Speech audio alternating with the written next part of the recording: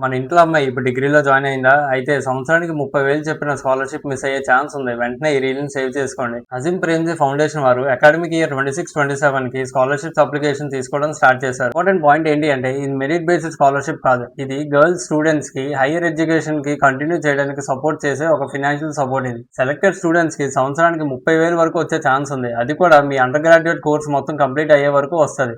Examples మీరు బీకామ్‌లో join అయ్యారనుకోండి, 3 years course ఉంటది. 3 ఇయర్స్‌కి సంవత్సరానికి 30,000 వరకు వస్తది. అంటే 90,000 వరకు వచ్చే ఛాన్స్ ఉంది. 90,000 అంటే చిన్న అమౌంట్ కాదు. మీ కాలేజ్ ఫీజుకి గానీ, బుక్స్‌కి గానీ, హాస్టల్ ఫీజుకి గానీ, ట్రావెలింగ్ గానీ దేనికో దానికి యూజ్‌ఫుల్ అవుతది. ఇంకా బిగ్గెస్ట్ హైలైట్ ఏంటంటే 26, 27లో ఏపీ స్టేట్‌ని కూడా ఇంక్లూడ్ చేశారు. అంటే మన ఏపీలో ఎలిజిబుల్ అయ్యే అమ్మాయిలు కూడా స్కాలర్‌షిప్‌కి అప్లై చేసుకోవచ్చు. ఆల్రెడీ మన తెలంగాణని 25, 26లో యాడ్ చేశారు. అంటే తెలుగు స్టేట్స్‌లో ఎలిజిబుల్ అయ్యే అమ్మాయిలు అందరూ కూడా ఈ స్కాలర్‌షిప్‌కి అప్లై చేసుకోవచ్చు. ఏ స్టేట్స్ ఎలిజిబుల్ ఉన్నాయో కింద స్క్రీన్ మీద పెడితే ఒకసారి చెక్ చేసుకోండి. స్కాలర్‌షిప్‌కి మెయిన్ ఎలిజిబిలిటీ ఏంటంటే గర్ల్స్ స్టూడెంట్ అయి ఉండాలి.